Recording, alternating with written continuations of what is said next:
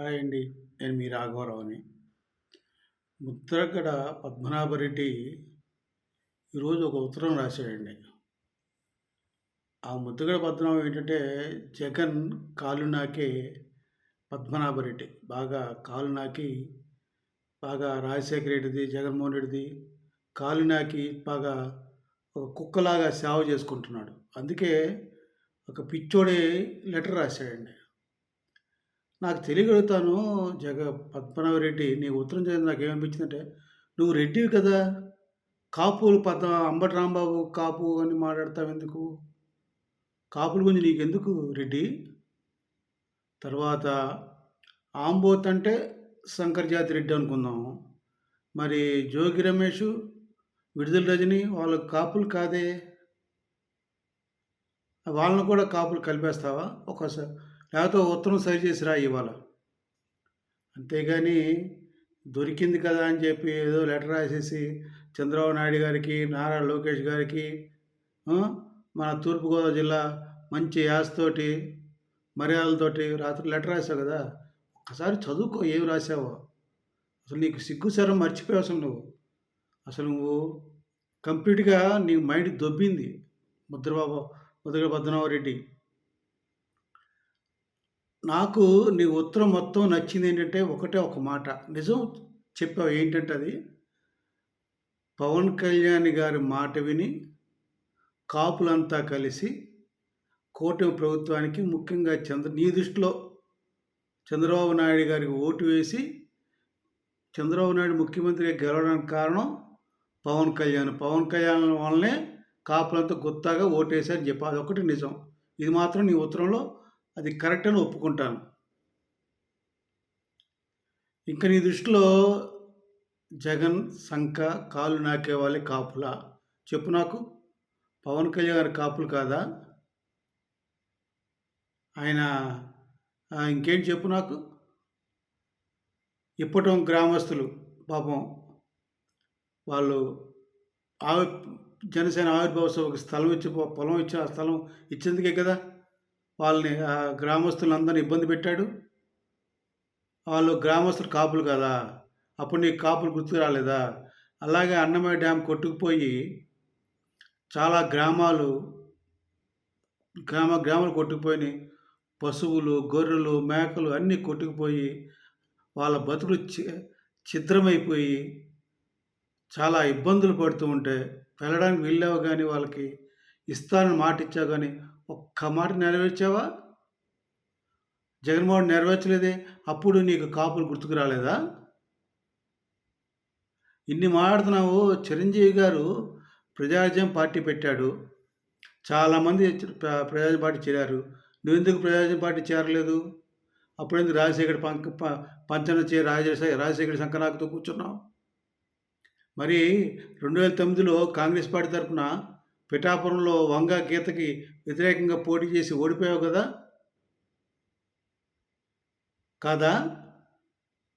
అప్పుడు నువ్వు కరెక్ట్‌గా అప్పుడు కానీ చిరంజీవి గారికి సపోర్ట్‌గా ప్రజారాజ్యం పార్టీలో చేరి చిరంజీవి నీడగా తోడుగా ఉండుంటే దగ్గర దగ్గర చాలా సీట్లు 200, 600 ఓట్ల మధ్యన 1000 ఓట్ల మధ్యన చాలా సీట్లు ఓడిపోయారు. అవన్నీ గెలిచేవాడు చిరంజీవి గారు.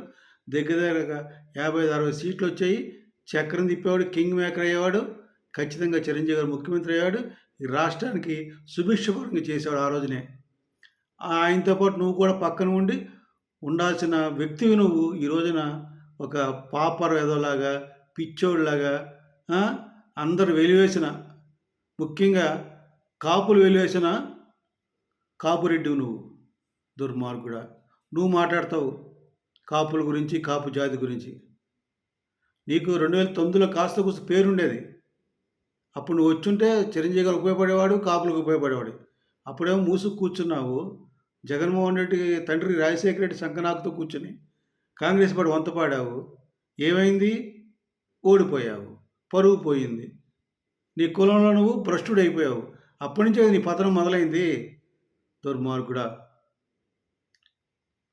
నీ పుట్టుకతోడే నువ్వు కాపువి. కానీ నీకు ఆ ద్వారంపూడి చంద్రశేఖర్ తండ్రి ద్వారంపూడి చంద్రశేఖర్ ద్వారా నువ్వు రెడ్డివి అయిపోయావు. పుట్టుకే కాపు అంతే.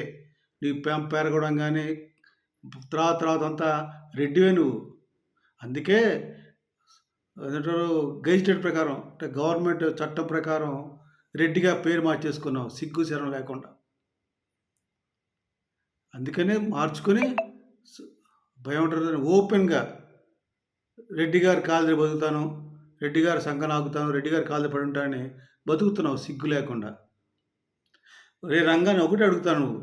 హాయిగా రంగా గారు జైల్లో ఉంటే నువ్వు వెళ్ళి ఆయనకి కలిసి కాపునాడు పెడతాము అని చెప్పి సపోర్ట్ కావాలి, మీరు ప్రకటించండి అని చెప్పి ఆయనతో ప్రకటించి కాపునాడు పెట్టి, కాపునాడు వల్లనే కదా ఎన్టీ రామారావు గారి దృష్టిలో రంగా గారు పడ్డారు.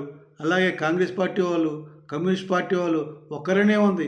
ఎంతోమంది దృష్టిలో పడి ఆ కాపునాడుకు వచ్చిన జనం స్పందన చూసి అందరూ పిచ్చెక్కిపోయి ఈ రంగా ఉంటే, ఈ రంగా అనేవాడు ఉంటే మిగతా పార్టీలకి, మిగతా నాయకులకి ఎవరికి రోజులు ఉండవని చెప్పి రంగాకి చావుకు కారణం ఆ కాపునాడు. ఆ కాపునాడు పెట్టడానికి కారణం నువ్వే.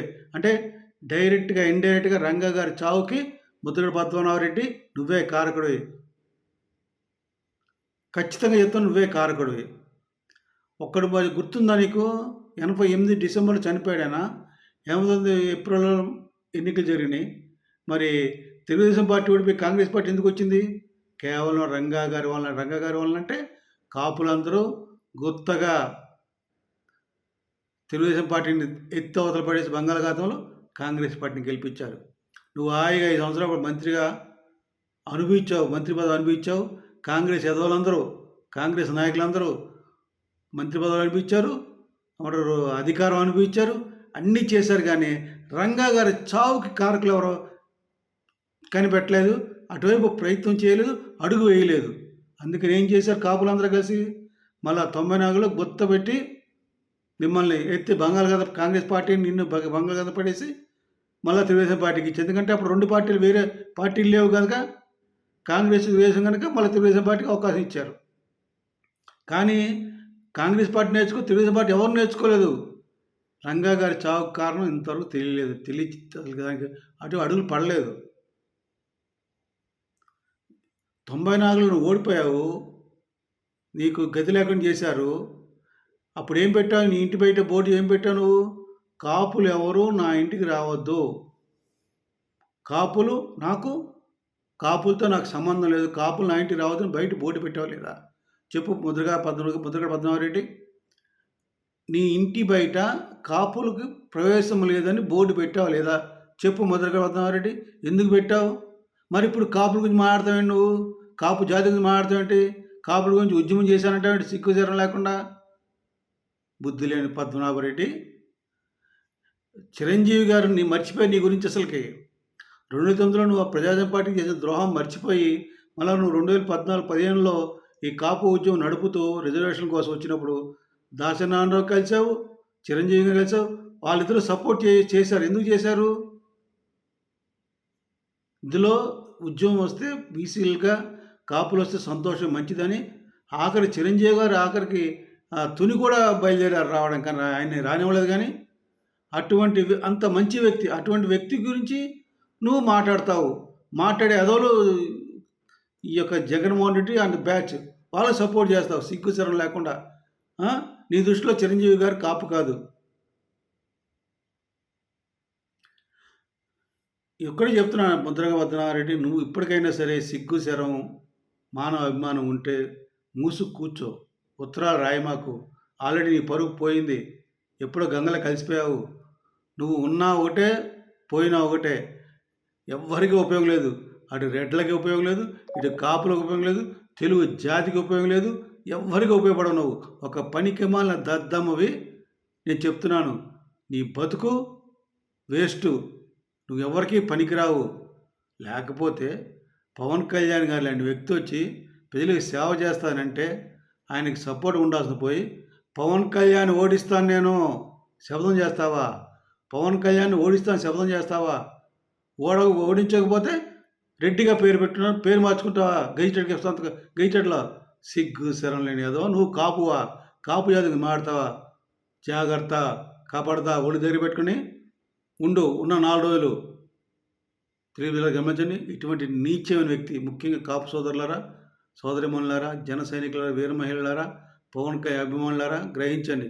ఇటువంటి నీచమైన వ్యక్తి అటు చంద్రబాబు నాయుడు గారికి, లోకేష్ గారు ఉత్తరం రాస్తూ ఇండైరెక్ట్గా పవన్ కళ్యాణ్ గారికి, ఆ కాపులకి దగ్గరగా ఉన్నట్టు మాట్లాడి ఉత్తరం రాశాడు. అది ఇతని యొక్క చిల్లరతనానికి, ఒక పిచ్చితనానికి అతని లెటర్ను పట్టించుకోవద్దని మీ అందరూ వినిపిస్తున్నాను. జై జనసేన, జై హింద్.